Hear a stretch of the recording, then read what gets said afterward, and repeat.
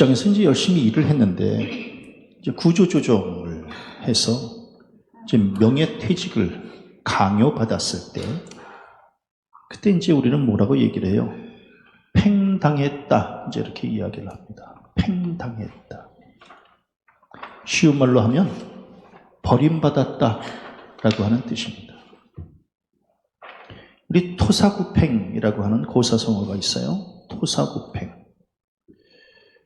토끼가 죽으면 토끼를 잡던 사냥개도 이제 더 이상 필요가 없게 되니 주인이 사냥개를 삶아 먹는다 라고 하는 뜻을 가진 고사성어입니다. 토사구팽. 아주 쉬운 말로 하면 필요할 때는 쓰고 필요 없어지면 버린다 라고 하는 그런 고사성어입니다. 요즘 정치권에서 6월 지방선거를 앞두고 도지사, 시장, 구청장 각각의 후보들을 공천하는 일로 이제 분주합니다.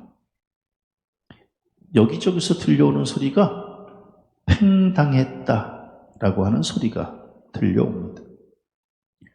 당이 필요할 때는 그냥 불쏘시개로 쓰다가 이제 와서 공천은커녕 그냥 단칼에 컷오프를 시켜버리니 그동안 한 자리를 기대하면서 헌신하고 충성했던 사람들, 그런 사람들이 너도 나도 팽당했다고 아우성입니다.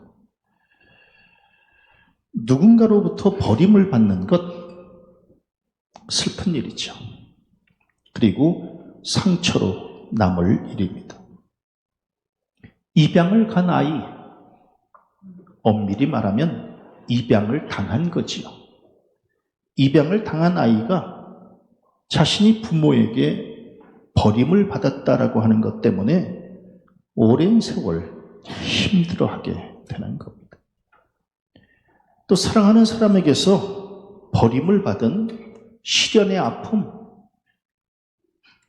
이게 얼마나 크면 요새 데이트 폭력이라고 하는 이러한 말이 있듯이 누군가로부터 버림을 받는다, 이건 굉장히 충격적인 일일 수밖에 없다. 또 친구에게서 버림을 받아서 배신의 아픔을 겪는다, 이것도 큰 상처입니다. 사람은 누군가에게 인정을 받고 또 무엇인가 쓰임을 받으면 스스로 존재 가치를 느끼면서 심리적으로 안정감을 갖고 자존감을 이제 갖게 됩니다. 그런데 더 이상 쓰임새가 없고 설 자리를 잃게 되면 마치 용도 폐기가 된 것 같은 느낌이 들어서 자괴감에 휩싸이게 된다라고 합니다. 그래서 퇴직을 하는 사람들, 은퇴를 한 사람들, 그런 사람들은 이제 가정에서나 직장에서 그리고 공동체에서 내가 버려진 게 아닐까 하는 그러한 느낌을 받게 된다라고 하는 겁니다. 지난주에 연회의에서 대략 한 50여 분의 목사님들이 은퇴를 하셨습니다. 그 목사님들은 이제 더 이상 강단에 설 수 없고 또 누가 불러주는 사람 없고, 그래서 이제 쓸쓸히 이 목회의 현장에서 그냥 그 뒤안길로 사라지는 당신들의 모습을 생각할 때에 얼마나 마음에 쓸쓸함을 갖게 되실까, 이제 이런 생각을 갖게 됐습니다. 예수님도 마찬가지입니다. 그리스도로, 메시아로 이 땅에 보내심을 받고 이제 복음 사역을 감당하실 때 굉장히 자존감이 높으셨을 겁니다. 생각해 보세요. 예수께서 복음을 증거하실 때에 사람들이 구름대와 같이 몰려들지 않았습니까? 그 한가운데 서서 예수께서 말씀을 증거하실 때 얼마나 멋졌겠어요. 그리고 손을 얹어 안수하면 병든 자와 죽은 자가 다시금 일어날 때에 얼마나 놀라웠겠어요. 가는 곳마다 하는 것마다 놀라운 기적과 그리고 역사가 나타났으니 얼마나 자부심이 컸겠어요. 그것도 예수님의 나이 33살밖에 안 되었을 때의 일입니다. 좋았을 것 같아요. 설교를 준비하면서 추 목사의 33살의 때를 한번 돌아봤습니다. 거칠 게 없었습니다. 33살. 부족하지만 추 목사는 20대 후반부터 집회를 하러 다녔습니다. 그래서 33살 때에도 많이 이렇게 집회를 다니면서 아쉬움이 없이 살았습니다. 얼마나 좋았을까? 예수님도 33살에 얼마나 잘 나가셨을까? 그런데 어느 날 갑자기 십자가를 져야 되는 이 상황에 처했을 때 예수님은 큰 충격에 빠졌을 겁니다. 예수님이 당신이 이제 용도 폐기가 되는 건 아닐까? 이런 생각에 얼마나 힘드셨을까? 얼마나 힘들었으면 엘리 엘리 라마 사박다니 나의 하나님 어찌하여 나를 버리셨나이까? 라고 부르짖은 거 아니겠습니까? 잘 나갔는데 하루아침에 십자가를 지고 하나님 앞에 팽을 당하고 백성들에게 팽을 당하고 그러니 그걸 어떻게 견뎌내실 수 있었겠는가? 그래도 예수님은 이 십자가의 고난은 하나님의 구원 계획이요. 그리고 당신이 이 땅에 오신 것도 하나님의 구원을 이루기 위함임을 아셨기 때문에 나의 원대로 마옵시고 아버지의 원대로 하옵소서라고 고백하셨던 겁니다. 십자가에 못 박혀 돌아가시는 것은 슬픔이고 고통이지만 이게 하나님의 계획이고 뜻이라면 내가 기꺼이 쓴 잔을 마시겠다라고 하는 이제 결단을 내리게 된 겁니다. 잘 나가던 예수님, 그런데 하루아침에 팽을 당하고 십자가를 져야만 되는 그 예수님의 삶은 굉장히 큰 고통이요 충격이었을 것이다. 이런 생각을 갖게 되었습니다. 그러면서 예수께서 뭐라고 말씀하시느냐 하면 너희가 성경에 건축자들이 버린 돌이 모퉁이의 머릿돌이 되었나니 이것은 주로 말미암아 된 것이요 우리 눈에 기이하도다 함을 읽어본 일이 없느냐 이런 말씀을 지금 예수께서 하신 겁니다. 읽어본 일이 없느냐라고 하는 이 말씀대로 이 말씀은 시편 118편 22절에서 23절에 나오는 말씀인데 너희들 시편을 읽을 때에 이 말씀을 읽어본 일이 없느냐라고 이제 말씀하시는 겁니다. 예수께서 이 말씀을 인용하신 것은 당신이 이제 대제사장과 바리새인들에 의해서 버려진 돌의 신세가 될 것이고 그리고 대제사장과 바리새인들 예수님을 걸림돌로 여기면서 골고다 언덕에서 이 예수님을 내던져 깨뜨리게 될 것을 예수님이 예감하셨기 때문에 나는 이제 버려지게 될 것이다. 버려져서 깨어지게 될 것이다. 라고 말씀하신 거예요. 그러면서 요셉도 사실은 형들에 의해서 구덩이에 묻히고 노예로 팔려가서 버려진 것처럼 다윗도 사울왕과 그의 부하들에 의해서 철저하게 버려졌던 것처럼 예수님도 당시의 권력자들에 의해서 버려진 돌이 될 것이다. 이렇게 말씀하신 겁니다. 나는 버려지게 될 것이다. 버려진 돌이 될 것이다. 이 돌은 강한 성질을 갖고 있는 것 같지만 그렇지 않습니다. 왜냐하면 돌은 결국은 부서지기 때문에 그렇습니다. 돌은 처음에는 자기 모양과 형태를 가진 것 같으나 부서지면 자기 형태를 잃게 되는 것이 돌이다라고 하는 거예요. 왜 예수께서 당신을 돌에 비유하셨을까? 예수께서도 십자가에 못 박히실 때에 이제 곧 부서지게 될 것이고 당신의 형체, 당신의 생명 다 잃게 될 것임을 직감하셨기 때문에 그렇습니다. 천하를 호령하시던 예수님, 그러면서 말씀을 증거하셨던 그 예수님, 병자를 고치셨던 예수님, 기적과 능력을 행하셨던 그 예수님의 모습은 이제 더 이상 찾아볼 수 없는, 왜? 십자가에서 다 으스러지는,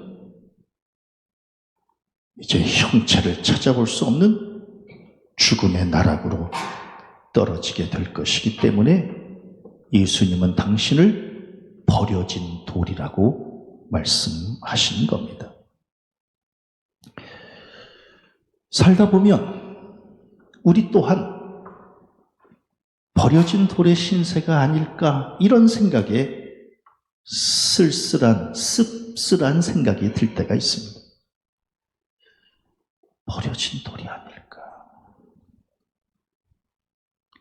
그동안 귀하게 쓰임을 받았고, 때로 내가 갖고 있는 은사, 내가 갖고 있는 이 특성, 이것을 가지고 마음껏 활용하면서 자존감을 세우면서 살 때도 있었는데, 그리고 경쟁력도 갖췄다고 생각했는데,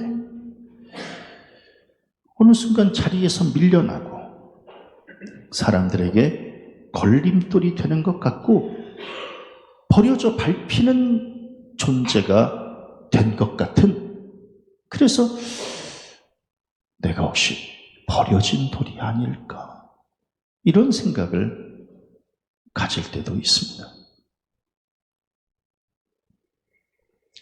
최 목사는 젊었을 때부터 찬양의 은사가 있었는데, 그래서 찬양 인도할 때가 내가 살아있음을 확인하는 그러한 아주 좋은 그러한 은사를 제가 갖고 있었는데, 우리 박 목사님이 찬양 인도할 때 너무너무 은혜스럽게 하고, 그 모습을 보면 이제 나는 어디 가서 찬양 인도 못하겠구나, 저렇게 잘하시니 이제 나는 찬양 인도에서 버려진 존재일까, 그런 생각이 들 때가 있습니다. 그러면 나의 이러한 생각을 알고 박 목사가 좀 대강해야 되는데 눈치도 없이 열심히 하고 있으니 그 모습을 이렇게 볼 때마다 이제 나의 시대는 끝났구나, 나는 버려진 돌이 된 걸까, 이런 생각이 들 때도 있습니다. 그런데 오늘 성경 말씀을 보면 하나님은 당신의 자녀를 버려진 돌로 놔두지 않으신다라고 하는 것. 버려졌던 요셉을 애굽의 총리로 세워주셨고, 버려진 다윗을 왕의 자리에 앉게 하셨고, 십자가에서 버려진 예수님을 부활의 첫 열매로 우뚝 세워주셨고, 우리도 버려진 게 아니겠구나, 우리도 하나님께서 부활의 열매로 맺히도록, 그리고 모퉁이의 머릿돌이 되도록 우리를 다시 써주실 것이겠구나. 이거를 또 깨닫게 되는 겁니다. 우리 성도님들, 버려진 거 아닙니다. 또 다른 형태로 쓰임받게 될 줄로 믿습니다. 버려진 거 아니구나. 그래서 오늘 성경 말씀 42절에 건축자들이 버린 돌이 모퉁이의 머릿돌이 되었나니, 당시에는 버려진 돌 같고 깨진 것 같고 아무짝에도 쓸모 없어진 것 같고 사람의 발에 밟히는 것 같지만, 하나님은 이 버려진 돌을 들어서 머릿돌로 쓰임을 받게 해 주시는 것, 여기에 이제 굉장한 은혜와 또 축복이 있다라고 하는 겁니다. 저는 이번 연회 때 과정고시 위원장이라고 하는 직임을 이제 새롭게 받았습니다. 누구한테 물어봤더니 과정고시 위원장은 그 연회에서 제일 어른에게 주어지는 직임이라고 이렇게 이야기를 하는 겁니다. 그래서 제가 그 모습을 이렇게, 그 생각을 이렇게 하면서, 아하, 버려진 게 아니었구나. 아직도 쓸모가 있는 거구나. 그냥 이렇게 나이 들어서 그냥 구석으로 밀리는 게 아니라 다시금 머릿돌로 써주시려고 하는 하나님의 깊으신 뜻이 있는 거구나. 이걸 이제 깨닫게 되었습니다. 그래서 요새 제가 잊혀진 존재가 아니라 다시 머릿돌로 쓰임받는 존재로 다시 세워졌다라고 하는 이 사실에 최 목사가 굉장히 아주 소망을 지금 갖고 있는 겁니다. 버려진 돌이 모퉁이의 머릿돌이 되어서, 이 모퉁이의 머릿돌이라고 하는 것은 건물의 두 벽을 연결하고 건물 전체를 지탱하는 데에 가장 중요한 돌이 바로 머릿돌이다라고 하는 거예요. 아무 쓸모 없는 것처럼 버려진 돌인 줄 알았는데, 그런데 그 돌이 가장 중요한 돌로 붙잡혀 쓰임을 받게 되어졌다.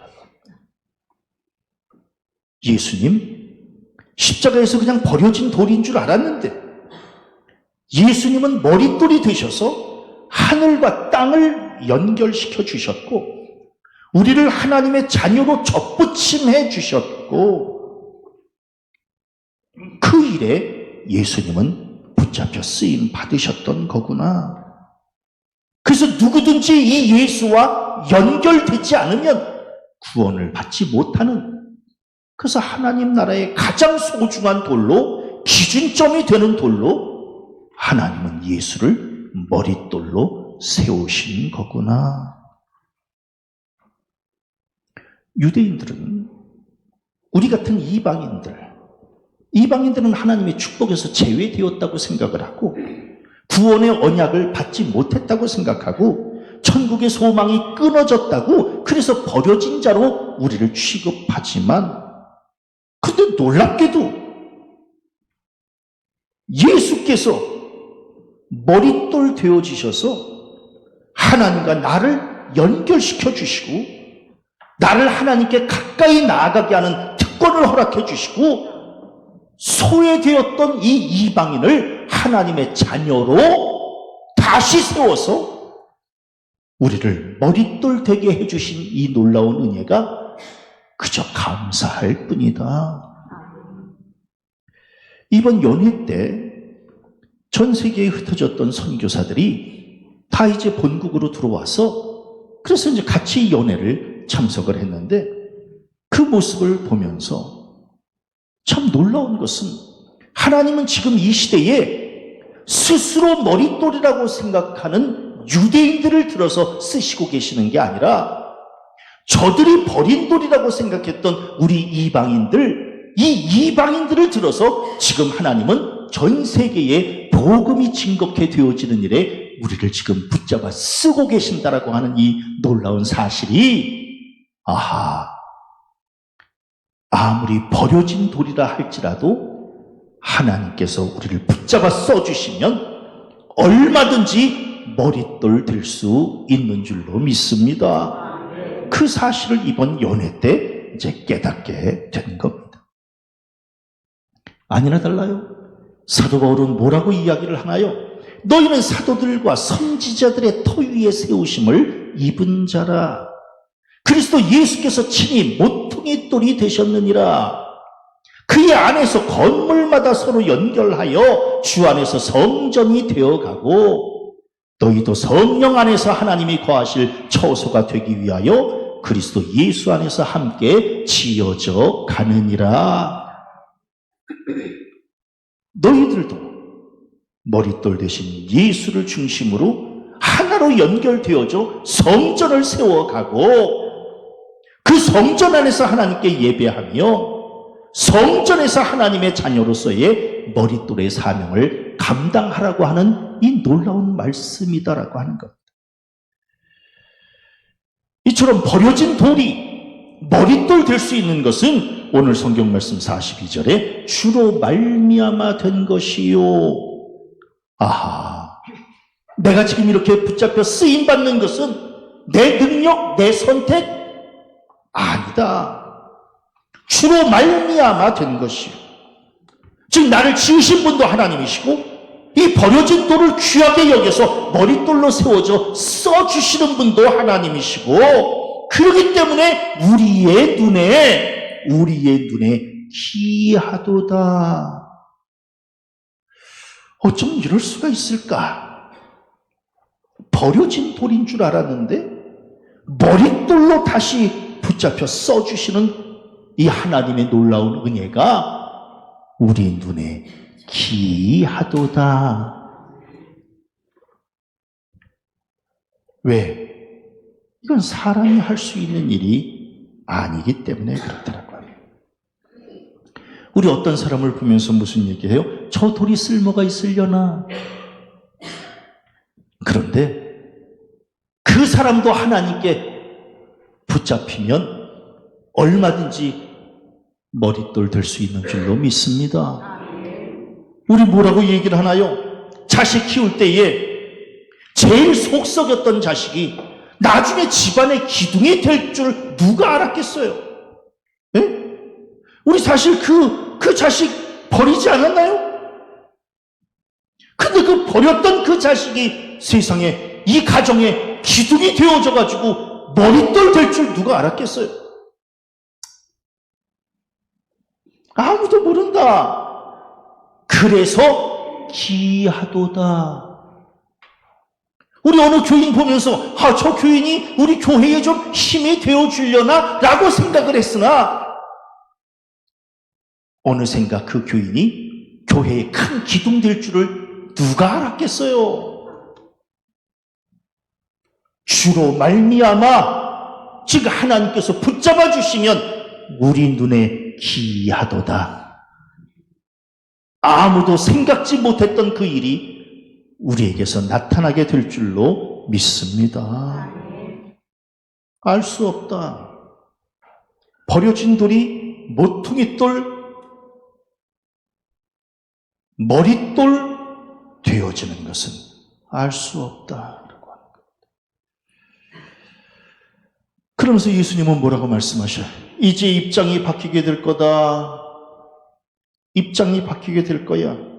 그동안 율법을 움켜잡고 백성들을 억압하면서 자기네들이 머릿돌이라고 생각했던 대제사장과 바리새인들, 저들은 이제 하나님의 나라를 빼앗기는 버려진 돌이 될 것이다. 그리고 저들로부터 멸시를 받아서 버려진 돌로 살아왔던 제자들, 백성들, 저들은 하나님 나라의 열매를 맺히는 머릿돌이 될 것이다. 이제 바뀌게 될 것이다. 머릿돌이라고 자처했던 저들은 버려지게 될 것이고, 버려졌다고 실망했던 그 백성들은 다시금 붙잡혀 머릿돌 될 것이다. 하나님은 약한 자를 택하셔서 강한 자로 세워주시고, 낮은 자를 붙드셔서 높은 곳에 앉혀주시고, 버린 자를 건지셔서 귀하게 써주시는 분이시니 이제 바뀌게 될 것이다. 그렇기 때문에 지금 낮은 자리에 있다 할지라도 낙심하지 말아야 되고, 지금 높은 자리에 앉아 있다고 해도 교만하지 말아야 된다. 왜? 우리의 인생의 평가는 사람이 하는 게 아니라 하나님이 하시는 것이고, 주로 말미암고, 즉 하나님께서 붙잡아 주시면 하나님은 언제나 우리를 선하게 이끄시며, 그래서 우리를 버려지는 존재가 아니라 쓰임받는 존재로 세워주실 것이니, 너희들이 지금 버려진 돌이라고 생각하지 말아라. 이제 곧 모퉁이의 머릿돌 될 것이다. 이 말씀을 지금 예수께서 하고 계시는 겁니다. 이 기준점은 오직 예수 그리스도다라고 하는 거예요. 그래서 뭐예요? 오늘 성경 말씀에 이 돌 위에 떨어지는 자는 깨지게 될 것이다. 즉 머릿돌 되시는 이 예수님을 믿지 않고 이 머릿돌 위에 그냥 떨어지는 자는 깨지는 심판을 당하게 될 것이다. 기준점이 될 것이다. 구원과 심판의 기준점이 될 것이다. 그래서 하나님께서 일찍이 뭐라고 말씀하셔요? 보라, 내가 한 돌을 시온에 두어 기초를 삼았노니, 즉 한 돌, 예수 그리스도를 시온에 두어, 이스라엘에 두어, 예루살렘에 두어 기초를 삼았나니, 기준점을 세웠노니 그 시험한 돌이요 귀하고 견고한 기초돌이다. 이 돌이 오직 우리의 구원과 심판의 기준점이요 기초돌이다. 그것을 믿는 이는 다급하게 되지 아니하리로다. 다급하게 된다라고 하는 것은 뭐예요? 심판을 받지 않게 될 것이다. 우리 성도님들, 구원과 심판의 기준돌은, 기초돌은, 머릿돌은 오직 예수님 한 분밖에는 안 계시는 줄로 믿습니다. 최 목사의 말이 아니라 분명히 오늘 성경 말씀에 보라, 내가 한 돌을 시온에 두어 기초를 삼았나니 곧 시험한 돌이요 귀하고 견고한 기초돌이라. 그것을 믿는 이는 다급하게 되지, 즉 심판을 받지 아니하리로다. 우리의 정확한 기준점이 되신다라고 합니다. 그리고 오늘 성경 말씀 44절에 보니까 그를 가루로 만들어 흩으리라. 아하,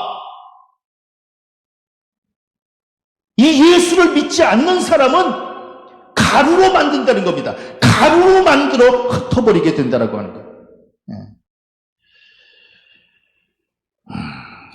지금은 대제사장과 바리새인들에 의해서 예수께서 심판을 받아 십자가에 못 박히는 것 같지만, 훗날 예수께서 부활하셔서 머릿돌 되시고 기초돌 되심으로 대제사장과 바리새인들은 심판대 앞에 서게 될 것이다.